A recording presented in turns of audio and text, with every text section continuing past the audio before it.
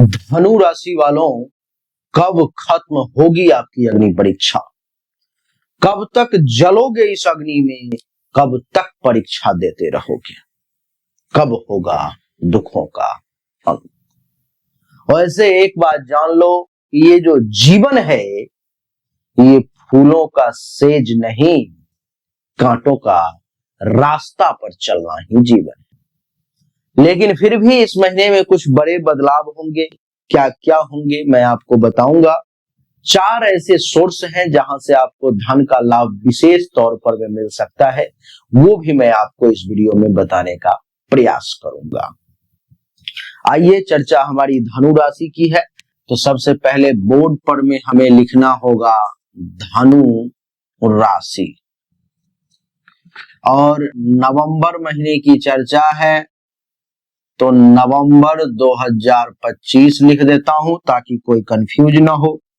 धनु राशि की चर्चा के लिए देवी और सज्जनों, मैं इस वीडियो में एक गोचर कुंडली का निर्माण करने जा रहा हूं ताकि सब कुछ आपको बहुत आसानी से समझ में आ सके, ज्योतिषीय दृष्टिकोण को समझ सको, कारण को समझ सको कि किस कारण से क्या फल मिल रहा है, तो आपको लगेगा जो ये ऑथेंटिक चर्चा है। नहीं तो ऐसे ही हवाबाजी करने से कोई भी लाभ जो है सो नहीं है।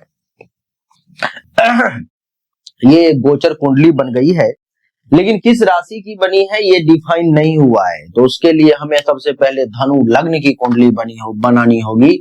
और धनु का मतलब होता है 9। यहाँ पर लिखना होगा 9, 10, 11, 12, 1, 2, 3, 4, 5, 6, 7 और 8। ये धनु लग्न की कुंडली बन गई है, अर्थात इस वीडियो को धनु लग्न का व्यक्ति भी देख सकता है। धनु लग्न की कुंडली तो बन गई, लेकिन हमें बनानी है धनु राशि की भी। तो धनु राशि की बनाने के लिए कुछ विशेष नहीं करना। कुंडली के प्रथम भाव में यहाँ पर में जहां 9 लिखा हुआ है, क्योंकि 9 नंबर धनु का है, वहां पर में चंद्रमा लिख देना। अब ये कुंडली बन गई धनु लग्न और धनु राशि की। अब इस वीडियो को धनु लग्न का भी व्यक्ति देख सकता है, धनु राशि की भी लोग देख सकते हैं। देवी और सज्जनों, ग्रहों की स्थिति कुछ इस प्रकार से है। सूर्य देव जो है 16 नवंबर तक तुला राशि में यहां पर में रहेंगे। लाभ के भाव में क्या कैसे परिणाम देंगे वो मैं आपको बताऊंगा। 16 नवंबर के बाद यही सूर्य देव चले आएंगे कुंडली के द्वादश भाव में। मंगल देवता पूरे महीने वृश्चिक राशि में यहीं पर में रहेंगे। बुध देवता 23 नवंबर तक आपके कुंडली के एकादश भाव में यहां पर रहेंगे, और 23 नवंबर के बाद ये भी आ जाएंगे द्वादश भाव वृश्चिक राशि में। देवगुरु बृहस्पति जो है सो अष्टम भाव में यहां पर बैठेंगे कर्क राशि में। शुक्र देवता भी 26 नवंबर तक तुला राशि में ही अपनी ही राशि में है, तो उनको भी यहां पर बैठा देता हूं। और 26 नवंबर के बाद शुक्र देवता भी आ जाएंगे द्वादश भाव में। शनिदेव चतुर्थ भाव में मीन राशि में रहेंगे। राहु देवता तृतीय भाव में रहेंगे। केतु देवता नवम भाव में रहेंगे। मैं आपको सभी ग्रहों के बारे में बताया, कौन सा ग्रह कहां पर में किस स्थान पर रहेंगे। अब चर्चा समझिए कि कौन सा ग्रह जो है आपको क्या परिणाम देने वाले हैं। तो चर्चा सूर्य देव से ही शुरू करता हूं। सूर्य देव तुला राशि में एकादश भाव में है, जो 16 नवंबर तक है, उसके बाद द्वादश में जाएंगे। तो सूर्य का एकादश भाव में होना अत्यंत शुभ है। भले ही वो नीच के हैं, लेकिन फिर भी शुभ है। यह आपकी आय में वृद्धि करेंगे, सामाजिक प्रतिष्ठा बढ़ेगी, और प्रभावशाली लोगों से आपके संपर्क भी जो है ये सूर्य देवता बढ़ाने का काम करेंगे। देवी और सज्जनों, सरकारी काम में यही सूर्य आपको सफलता देने की कोशिश करेंगे। उच्च अधिकारियों से सहयोग भी यही सूर्य एकादश भाव में बैठ करके आपको दिलवाएंगे। 16 नवंबर के बाद जब ये सूर्य देवता यहां से घूम करके यहां आ जाएंगे द्वादश भाव वृश्चिक राशि में, तो ये क्या करेंगे, तब कुछ व्यय बढ़ेगा, खर्च का ये भाव होता है तो आपके खर्च बढ़ेंगे। स्वास्थ्य में हल्की गिरावट आएगी, आंखों में थकान या मानसिक तनाव भी देखने को मिल सकता है। विदेशी अथवा विदेश संबंधी कार्यों में सक्रिय रहेंगे और यात्रा के भी योग बनेंगे। हो सकता है आपको विदेश अथवा किसी दूसरे राज्य की यात्रा भी करनी पड़े। शुरुआती का आधा महीना इस सूर्य के कारण लाभदायक है और आधा महीना अथवा अंतिम का जो चरण है वो खर्च बढ़ने के संकेत मिल रहे हैं। तो सूर्य के कारण खर्च पर में जो वृद्धि होने जा रही है उस पर काबू करने का काम करें। मंगल देवता की बात करूं तो हमने बताया कि मंगल देवता पूरे महीने यहाँ पर में वृश्चिक राशि में रहेंगे। वृश्चिक राशि में द्वादश भाव में मंगल के बैठने के कारण जो है सो क्या होगा, मंगल देवता द्वादश में है फिर भी विदेश अथवा जो लोग अपने घर से दूर रहते हैं उन लोगों को ऊर्जावान बनाने का प्रयास करेंगे, शरीर में ताकत देने की कोशिश करेंगे, मित्रों से कुछ सहयोग मिल जाए ऐसी मंगल देवता की कोशिश रहेगी। नए संपर्कों से भी आपको लाभ दिलवाने का प्रयास करेंगे ये मंगल देवता। व्यापारिक साझेदारी में कुछ सफलता का भी संकेत दे रहे हैं, इसलिए आप पार्टनरशिप में भी आगे बढ़ सकते हो, साहस बढ़ेगा और आप नेतृत्व की भूमिका में लीडरशिप क्वालिटी आपके आगे आएंगे। स्पोर्ट्स, टेक्नोलॉजी या रियल एस्टेट से संबंधित जो है सो लोगों से आप जुड़ेंगे और आपको वहां से कुछ विशेष लाभ मिल सकता है। हालांकि गुस्से और जल्दीबाजी से बचें, वरना अच्छे अवसर जो हाथ में आ भी जाएंगे वो ऐसे चले जाएंगे, तो थोड़ा सावधान हो जाए। बात बुध देवता की करूंगा तो बुध देवता 23 नवंबर तक तुला राशि में यहाँ पर में कुंडली के एकादश भाव में है, जिसका परिणाम ये होगा कि यह समय योजनाओं को अमल में लाने और निवेश की योजना बनाने के लिए बहुत ही शानदार रहने वाला है, बहुत अच्छा रहने वाला है। नेटवर्किंग से नए अवसर आपको मिलेंगे। लाभ भाव में बुध व्यापारिक सौदा, करार और नई योजनाओं में निश्चित तौर पर में जो है सफलता देने का काम करते हैं। 23 नवंबर के बाद जब ये बुध देवता आ जाएंगे कुंडली के द्वादश भाव में वृश्चिक राशि में यहाँ पर में देवी और सज्जनों, तो क्या होगा, तब क्या करेंगे ये कि मन थोड़ा सा विचलित हो जाएगा। इसके बाद 23 नवंबर के बाद विदेश से लाभ की संभावना बन सकती है, लेकिन निर्णय सोच समझ कर लेंगे तो अच्छा रहेगा। वैसे शुरुआती 3 हफ्ते अत्यधिक लाभदायक है, अंतिम सप्ताह में थोड़ी सावधानी बरतने की जरूरत है, बाकी सब चंगा है जी।